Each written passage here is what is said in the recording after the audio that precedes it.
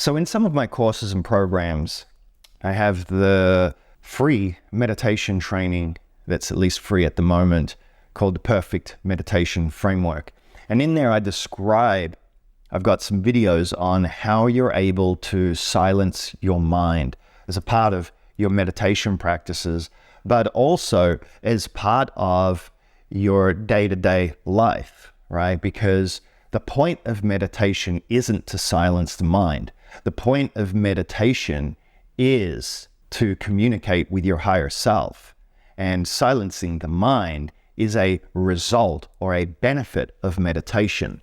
Again, I've talked a lot about meditation and how the world doesn't understand what it is, and how people are being told that the reason for meditating are its benefits. And the benefits aren't the reason why you meditate. You meditate because it's a communication tool and a communication device. That's why you meditate. But one of the easiest ways that I didn't mention in that training to help begin silencing the mind is to be aware of your self-narration. And what I mean by that is that if you notice that you're walking around and you're narrating what you're doing, like, oh, I'm going to go grab a cup of coffee and here I am, here's the cup I'm going to use. Let me pour the water right now and let me put some sugar in there. See, if you're having thoughts like that, where you're constantly narrating what you're doing, then that is the easiest place to stop and start analyzing and working with what's actually going on. Because you don't need to be narrating what you're doing. You already know what you're doing. So when you're aware of that and you put up reminders everywhere to remind yourself to check in, to catch yourself when the narration starts, the self-narration starts, and then you just stop narrating it. And you just go as long as you possibly can without telling yourself what you're actually doing and what you're going to do, and just actually doing it. And what you will find is that, let's just say, if your mind chatter is like at 160 thoughts a minute, right? And the ideal is to be down to like 30 thoughts a minute. And these are just hypothetical numbers, even though I've heard of similar numbers out there, but I can't quantify what the ideal number is or not. The point is that you want to get the number of thoughts. And when I mean thoughts, I'm talking about the narration, the yip-yap, talking, because the talking is not actually a requirement. The talking is actually a part of the ego personality. It's got its own personality to it. And it's usually, whilst on the surface, where it's narrating you pouring a cup of coffee or going to go watch a television show or go and do this and go and do that, it's also the one that starts criticizing and saying a lot of the negative things that you say to yourself. And interestingly enough, when you actually silence that voice, that narrator, you'll start realizing that some of the negative thoughts that are going on don't even have a voice to them. But you can't get to those that are truly impacting your life if you don't start working on consciously clearing the clutter. Now, obviously, meditation and doing the practice of going within and working on yourself and establishing that relationship with your superconscious self, your God self, your higher self, your I am presence, your soul, the quantum field, whatever label or terminology works for you based on your conditioning and your belief systems, right? I like to just call it love. Then you'll never, ever be able to stop the madness and find that true peace inside. that Zen place. And I'm not just talking about when you're sitting and meditating. I'm talking about in your day-to-day life, because that's where you want all of these results to spill into and to impact. But when you start working with your superconscious self, your higher self, right? It knows you better than you know yourself. It's your source. It's the source of your entire existence. It's the connection to the divine. It's the connection to God, to the quantum field. So imagine having your infinite self now working with you consciously on your behalf, in addition to you making a concerted effort to slow down and to mitigate the narration, right? Because that's the easiest place to go, because you're not actually resisting anything. You see, when you're in distress and you've got lots of crazy thoughts going on and so forth, that are random thoughts, that's not the thoughts that I'm talking about, the narration, those are hard to deal with. You don't actually want to suppress those. You actually want to give them expression. And that's why journaling and doing some of the different techniques that I teach in the Perfect Meditation Framework and in some of my other courses and programs and some of my other videos, depending on what you're watching and where you're consuming my content, then you want to get those thoughts out. You want to give those thoughts expression. But the lowest hanging fruit is always, oh, I'm going to go grab the cup right now. I'm going to go pour myself water and I'm just going to go do the washing right now. And here I'm pouring in this and I'm going to grab that. And that sort of stuff, you can actually stop and you can just tell yourself, okay, I'm not narrating anymore, and just start doing everything in the silence of the mind. Because there's nothing to narrate, right? You don't need to be narrating.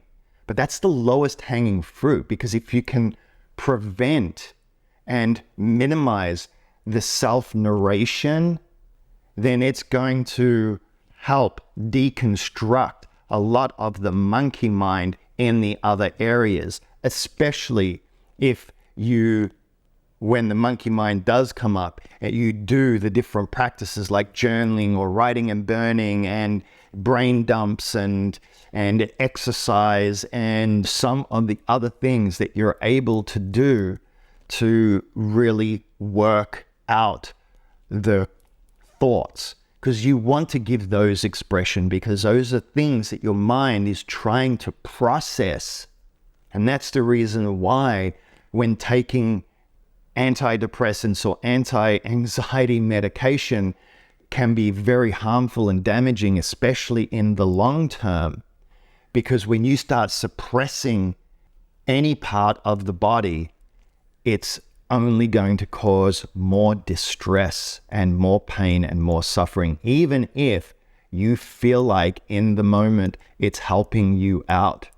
And I'm not saying that for certain people it might not be beneficial to get on those medications to help them, but it's supposed to be done with a program that would wean them off of those medications within a couple of months, with the framework and the different things that I teach in place, because you still need a way to deal with those thoughts, those feelings, those emotions, and the stuff that's coming up. But just know everything that comes up inside of you has to come up. It's coming up for a reason. The monkey mind, the emotions, all of that is happening for a reason. And a lot of the times, the main reason why it's coming up is because you're buying into something outside of self that is not true. Or should I say, not that it's not true, that it doesn't need to be impacting your life in the way that it does. You're choosing to allow it to affect you. You're buying into something and thinking and believing that you're powerless and that you're less than. And that's a problem. So you need a certain framework of belief systems that will allow you to reprogram and understand the nature of reality and the nature of who you truly are and who you were born to be. And that's where the meditations come in. That's where the reclaiming session comes in. That's where the instant breakthrough system comes in, where you learn about the intricacies of being able to go within and start dissecting your whole entire reality. Start raising your vibration and start soliciting the help of your infinite self. But the lowest hanging fruit is to catch your mind when it's narrating useless thoughts and self-talk, because you can stop that from happening, and you can train yourself to no longer do that with a bit of discipline and consistency in catching yourself doing that. Because those conversations, self-conversations, have no real energy behind them. And that's why they're so easy to stop. It's just that we've been so conditioned with our brain and our dysfunction and our mind and have not been doing the types of practices that are beneficial for maintaining an optimal and peak lifestyle, right? Because we're exposed to so much stress, there's so much conditioning, there's so many hoo-ha people telling us what is right and what is wrong and what we should be doing in our lives and what we shouldn't be doing, when there's only one rule and one law that exists in the entire universe, and that is of love. Unconditional love. That's it. That's it. So I urge you to start really working on that self-narration, and then look into some of my other videos and other processes that I teach. And you can see the links down below, and start doing the real work. There's nothing more important than clearing out all the non-love and all the stuff inside of you. Raise your vibration, grow into, work with your higher self, your superconscious self. Like I said, no one on this planet knows you better than you know yourself. Your higher self, your superconscious self, the quantum field, your God self, your I am presence, Great Spirit, whatever terminology turns you on, the universe is there for you 100% of the time. You have to allow it.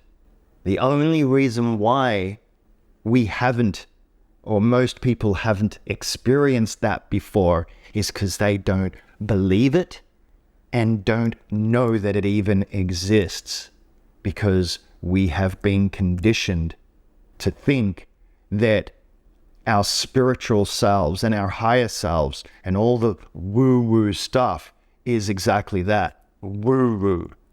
There's nothing more grounded, nothing more real. And that's the reason why certain things that science cannot explain and will not be able to explain, because it's beyond the physical realms.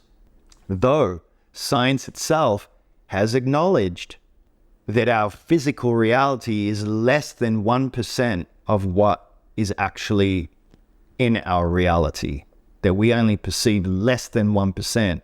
So to all the people that follow the science and that make counter arguments to the things that I share, it's like, yeah, you follow the science.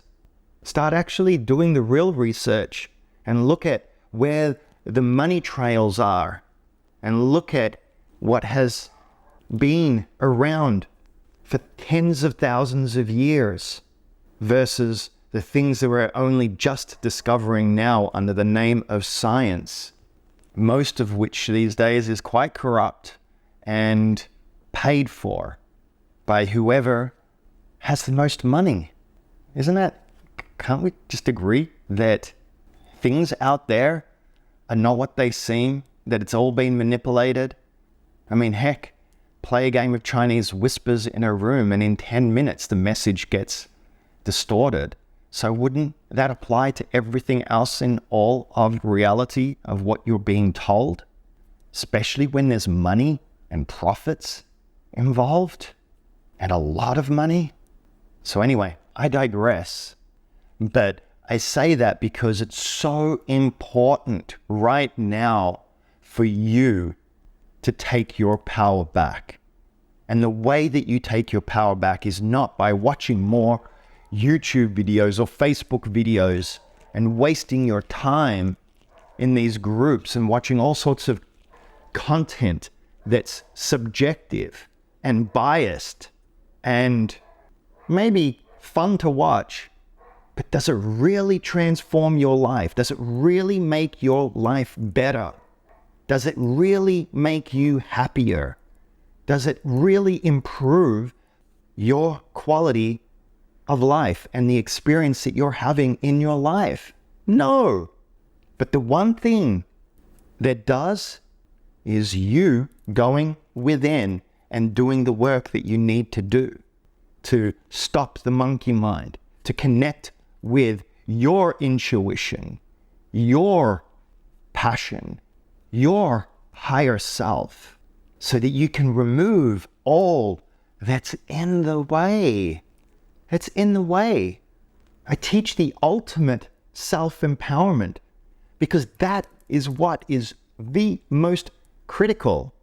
Know thyself. Master your own reality.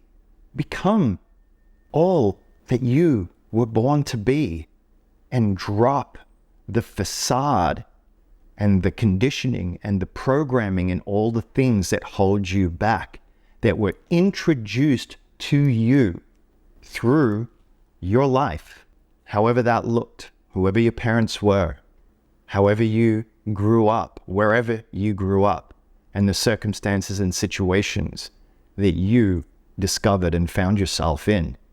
If you're in it, you can get out of it, but you can't do it alone.